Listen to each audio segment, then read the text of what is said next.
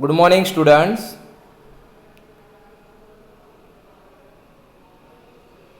Unit 5 Waves and Sound, lecture number 6. In last lecture, we study about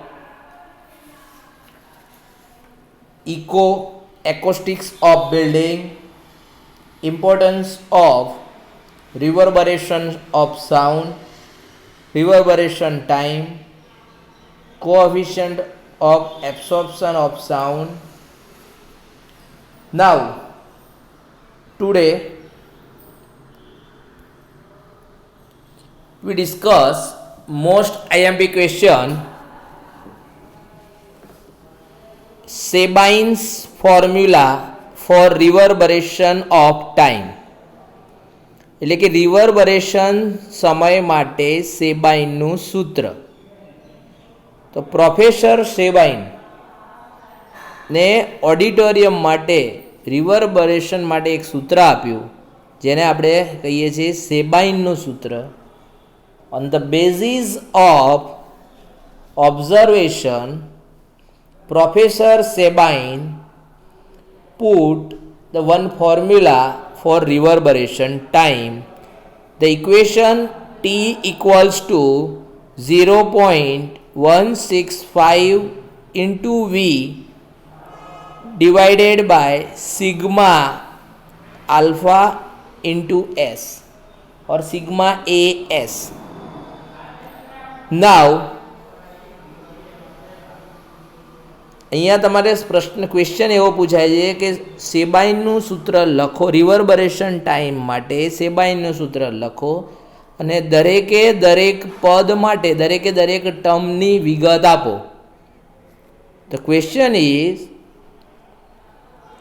right the equation of Sabine's formula for reverberation of time, explain each term. Therefore, T equal to 0.165 into V sigma AS. જ્યાં આપણે કહીએ કે V equals to volume of the hall. V એટલે volume of the hall, એટલે કે આપણું જે auditorium છે, સભાગૃહ છે, એનું કદ, એનું વોલ્યુમ. બીજું છે એ એટલે coefficient of absorption for the reflecting surface. એટલે કે આપણે સાદા ભાષામાં કહીએ કે એને કોએફિશિયન્ટ ઓફ એબ્સોર્પ્શન. એબ્સોર્પ્શન એટલે સાઉન્ડને જે એબ્સોર્બ કરે, શોષણ કરે, એનો અંક constant. S means surface area of the reflecting surface. Surface area of the reflecting surface કે જ્યાંથી સાઉન્ડ પાછો આવવાનો છે એવો એરિયા, બરાબર, એવી સપાટીનું ક્ષેત્રફળ, એવી સપાટીનું એરિયા, જેને આપણે કહીશું surface area of the reflecting surface. Okay, અને ટી તો ખબર જ છે, રિવર્બરેશન ટાઈમ ઇન સેકન્ડ. તો આટલો જ આન્સર લખવાનો છે. 2 માર્ક્સમાં પૂછાય અને 1 માર્ક્સમાં પણ પૂછાય. જનરલી 2 માર્ક્સમાં પૂછાય છે, તો તમારે આટલી વિગત લખવી પડે. Okay, understand? Now second, factors affecting reverberation of time and acoustics of building. એટલે કે કયા કયા ફેક્ટર રિવર્બરેશન ટાઈમને અને એકોસ્ટિક્સ ઓફ બિલ્ડિંગને અસર કરે છે. તો એમાં પહેલું છે, આજે બ્રીફ ઇન્ટ્રોડક્શન લઈએ. પહેલાં એના નામ અને પછી ડિટેલમાં બહુ ઓછું પૂછાય છે, પણ એના નામ ખાસ યાદ રાખવાના છે. તો પહેલું જે છે એ રિવર્બરેશન. તો રિવર્બરેશન એટલે કે પહેલું કે ઓડિટોરિયમમાં ધારો કે બારી છે, વિન્ડો, તો સફિશિયન્ટ બારીઓ ખુલ્લી રાખેલી છે કે નથી, અવાજ બહાર જાય છે કે નથી જતો. અત્યારેની કન્ડિશનમાં ઓલ ઓડિટોરિયમ્સ આર એસી, એટલે બારી ખુલ્લી રાખી શકાય એવું આવે નહીં. તો આપણે એવી વસ્તુ હોવી જોઈએ કે સ્ટ્રો બોર્ડ, ફેલ્ટ, સેલોટેક્સ કે પડદા. ઓકે,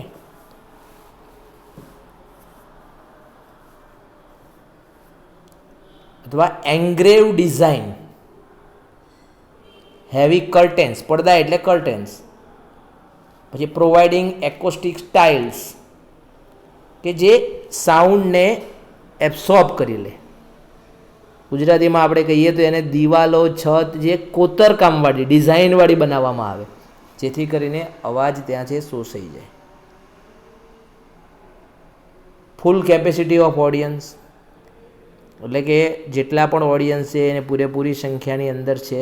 ના હોય તો ખાલી સીટોના કારણે અવાજનું પરાવર્તન વધારે થાય. યાદ રાખજો, જ્યારે hall is not completed, hall જો પૂરેપૂરો ના ભરાયેલો હોય, hall is not fully completed with capacity, some seats are remaining, ત્યારે reflection of sound is more, એટલે કે સાઉન્ડનું રિફ્લેક્શન વધારે થાય છે. બરાબર, તો આપણે એના માટે ઓછામાં ઓછી બરાબર સીટો ખાલી રહેવી જોઈએ. એટલે સીટો હંમેશા ફોલ્ડિંગવાળી રાખવી પડે, ફોલ્ડિંગ ચેર્સ, એટલે સીટ બંધ થઈ જાય. ઓકે. સેકન્ડ, એડેક્યુટ લાઉડનેસ. એડેક્યુટ લાઉડનેસ ની અંદર તો ઇન્ક્રીઝિંગ સાઉન્ડ માટે આપણે પહેલાં તો using large sounding boards behind the speakers facing the audience, એટલે કે ઓડિયન્સની સામે રહે, બરાબર, એવા સ્પીકર્સની પાછળ, બરાબર, એનું ફેસિંગ કઈ બાજુ હોય? ઓડિયન્સ બાજુ લગાવવાના કે આ સ્પીકરની પાછળ, અને એવા સાઉન્ડ બોર્ડ્સ આપણે રાખવાના. Low ceilings for reflecting the sound towards the audience. Ceiling જે છે લો સીલિંગ પ્રોવાઈડ થાય, બરાબર, reflecting the sound towards the audience. પછી એક્સ્ટ્રા લાઉડ સ્પીકર આપણે રાખતા હોય છે. પછી વુડન સરફેસ એન્ડ સ્પીકર્સ, એટલે એને કહેવાય adequate loudness. Third one is focusing due to wall and ceiling. Focusing due to wall and ceiling, એટલે કે વોલ અને સીલિંગ કયા પ્રકારની છે? તો અત્યારે બરાબર curve area, wall and ceiling are curve shape. There are curved surface on walls, floors, roofs of the hall. એટલે કે to prevent the uneven reflection of sound, we required no curved surface on walls.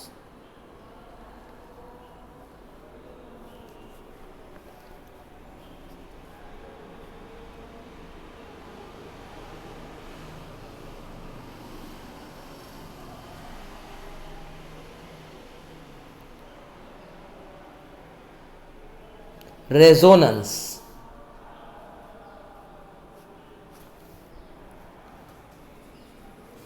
Resonance એટલે poor quality window panes and some section of the wooden portion have low rigidity which create certain shuddering noise due to vibration on some frequencies. એટલે અમુક અવાજ એવા હોય જેના કારણે vibration create થાય, vibration generate થાય.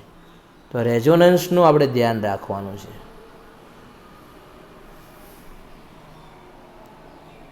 પછી ઇકોઝ. ઇકોઝ એટલે પડઘા. આપણે લાસ્ટ લેક્ચરમાં ભણ્યા, an echo is created when the original sound wave and the reflected sound wave reaches the listener at a time of interval of 1/7 second 1/10થી વધારે થઈ જાય તો ઇકો આપણને સંભળાય. ઓકે, પછી ઇકોની ઇફેક્ટ જેને એચએલએન ઇફેક્ટ કહેવાય. એચએલએન ઇફેક્ટ એટલે કે આપણો જે ઓડિટોરિયમ છે એની અંદર પગથિયા હોય, સ્ટેપ્સ ઇક્વિવેલન્ટ, ઇક્વલ ડિસ્ટન્સ એટલે કે સમાન અંતરે હોવા જોઈએ, જેથી કન્ટિન્યુઅસ રિપીટેડલી રિફ્લેક્શન, તો અવાજ આપણો કેવો થઈ જાય, આપણને સ્પષ્ટ ના સંભળાય. તેથી પગથિયા ઉપર આપણે જાજમ પાથરવી પડે, કાર્પેટ પાથરવી પડે, એના કારણે ઢાંકી દેવામાં આવે. ઓકે, જેને આપણે એચએલએન ઇફેક્ટ કહીએ છીએ.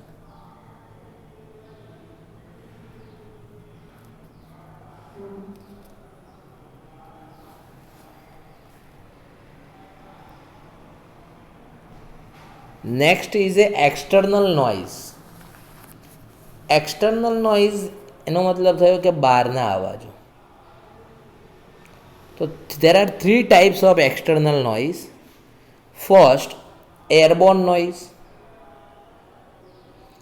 Airborne noise કોને કહીશું? The noise caused by commonly due to open window and ventilators reaching the hall from outside. એટલે કે બહારથી જે અવાજ આવતો હોય એ, બરાબર, બહારથી જે અવાજ આવતો હોય કે વિન્ડોમાંથી અવાજ આવે કે વેન્ટિલેટરમાંથી અવાજ આવે, તો એનું solution by avoiding opening for pipes and ventilators, by allotting proper place for doors and windows, by allotting perfectly shutterable doors and windows, એટલે બંધ થઈ જાય પ્રોપર એવા.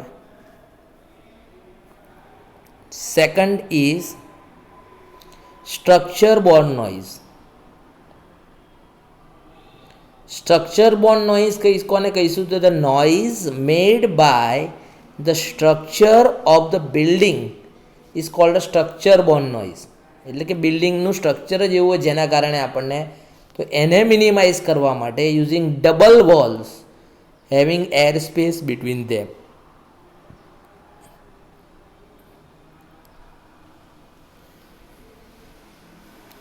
Third one is inside noise. Inside noise એટલે કે large offices હોય તો sound of machinery, types of writers, typewriter આવે ને, ટાઈપરાઇટર, એ ઇનસાઇડ નોઇઝ કહેવાય. The inside noise, the noise produce inside the hall is called inside noise. એને reduce કરવા માટે the machinery should be place on sound absorption material, એટલે કે એને એની ઉપર ગોઠવો કે જેથી એનો સાઉન્ડ જતો રહે. Floor should be covered by carpets. Floor જે છે એની ઉપર આપણે કાર્પેટ ઢાંકી દેવાનું જેથી અવાજ ઓછો આવે, ઘરનો અવાજ પણ બહાર જાય નહીં. ઓકે,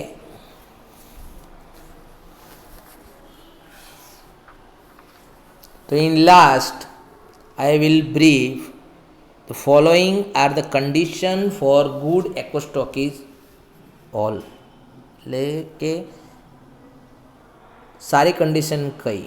તો uniform quality and loudness of sound throughout the entire hall.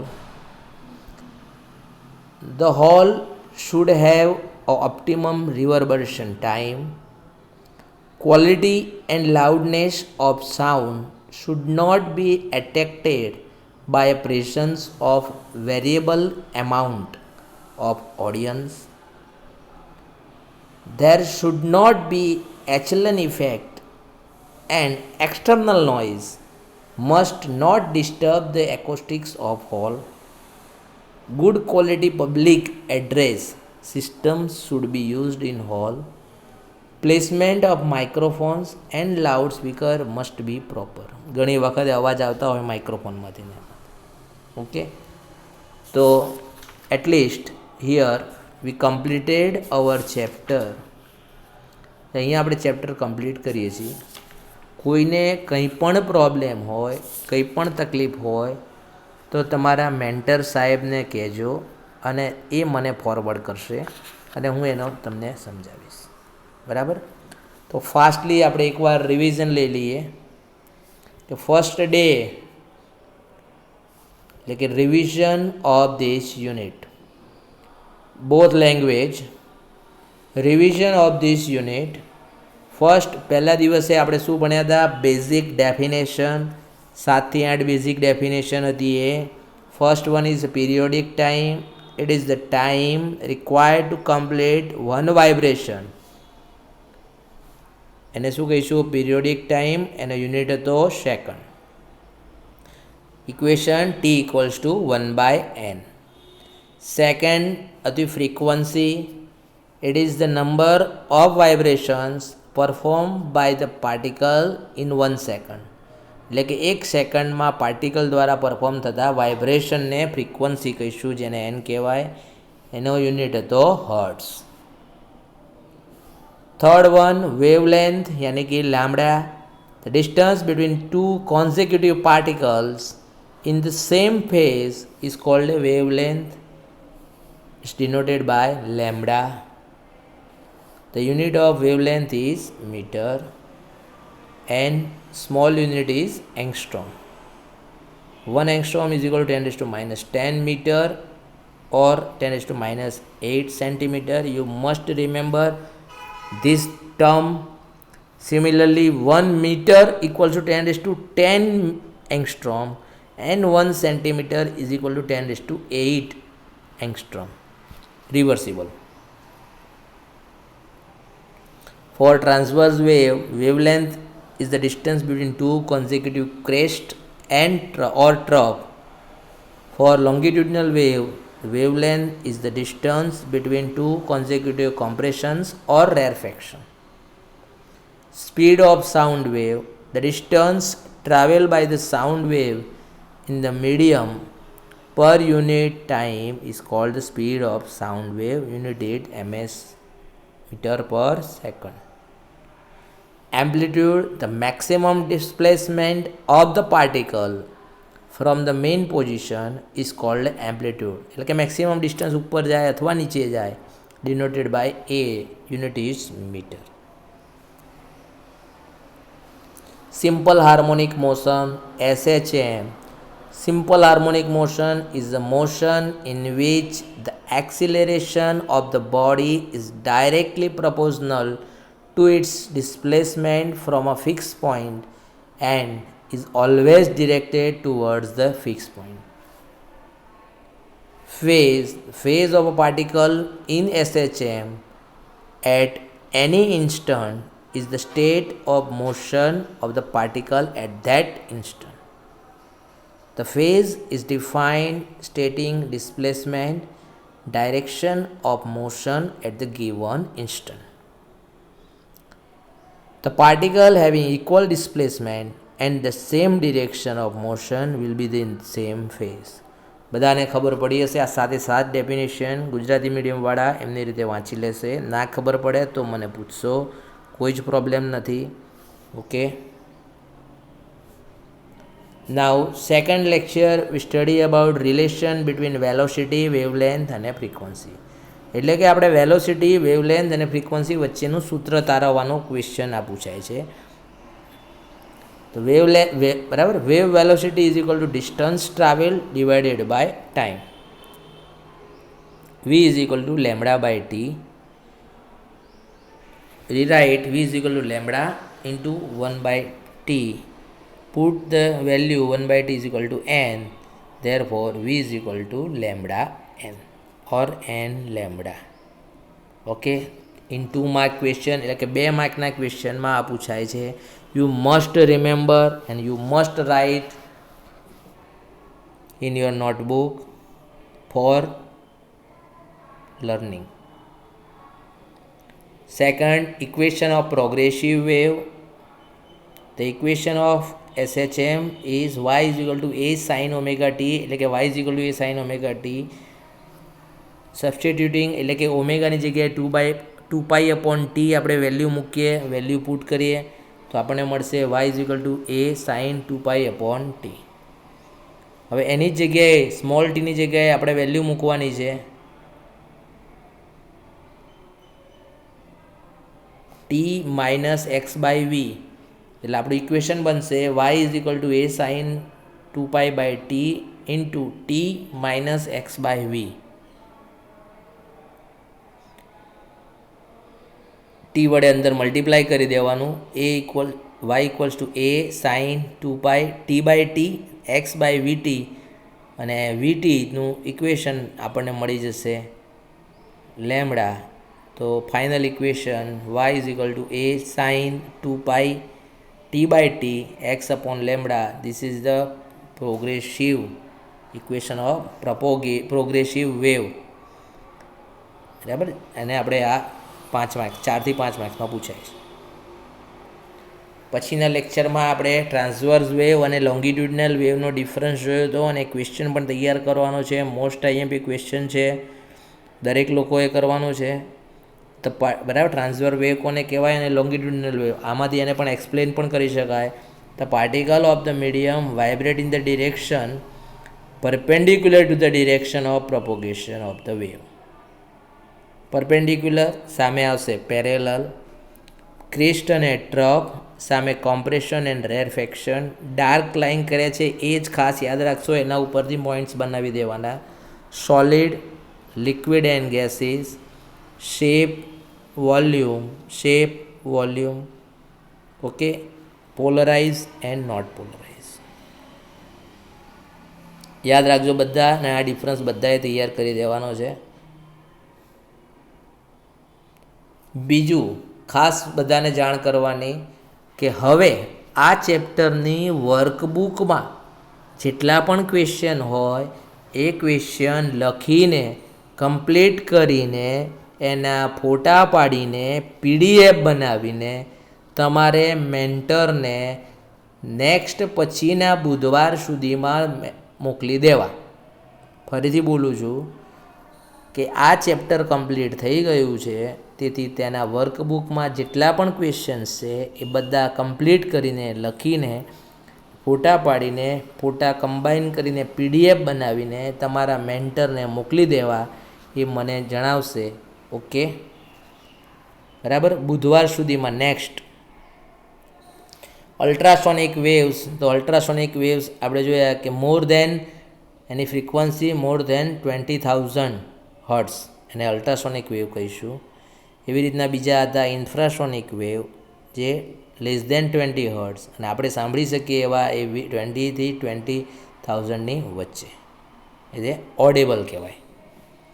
હવે અલ્ટ્રાસોનિક વેવ્સના પ્રોપર્ટીઝ અને એના ઉપયોગો આપણે ભણ્યા હતા. We study about ultrasonic waves and પ્રોપર્ટીઝની અંદર they are nothing but waves with frequency higher than 20 kilohertz. They are highly energetic. They are longitudinal waves. આમાંથી તમારે 7 યાદ રાખવાની. Remember only 7 or 8. Wavelength is small. We cannot hear these waves. Some animals આપણે નથી સાંભળી શકતા, એની wavelength નાની છે. લોંગિટ્યુડનલ વેવ છે, હાઈલી એનર્જેટિક છે. અમુક વર્ડ ટેકનિકલ જ વાપરવા પડશે. સમ એનિમલ્સ, બરાબર, એટલે કે કેટલાક પ્રાણીઓ, મોસ્કીટોઝ એટલે મચ્છર, ઇન્સેક્ટ્સ, જીવજંતુ અને પ્રાણીઓ એને સાંભળી શકે છે. When they pass through liquids they create stationary wave patterns. કૂતરા સાંભળી શકે છે. ડોગ કેન હિયર વેવ્સ, તેથી એના માટે સ્પેશિયલ વિશલ બનાવેલી છે. When they travel in medium they produce heating effect, જ્યાંથી પસાર થાય ત્યાં હીટ પકડે છે. પછી રિફ્લેક્શન, રિફ્રેક્શન, એબ્સોર્પ્શન બધું જ સાઉન્ડ વેવ્સ જેવું હોય છે. એપ્લિકેશન આપણે ભણી ગયા. એપ્લિકેશનમાં સાયન્ટિફિક એપ્લિકેશન વી ઓલરેડી સ્ટડી, એટલે ખાલી વાંચી લો, નથી ડિસ્કસ કરતો. સ્ક્રીન ઉપર આવશે.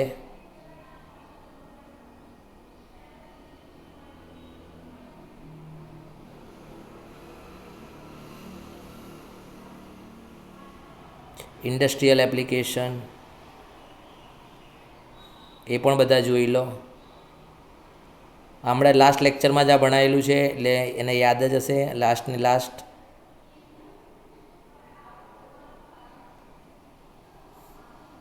કેમિકલ એપ્લિકેશન, કેમિકલની અંદર કઈ જગ્યાએ વપરાય છે એ.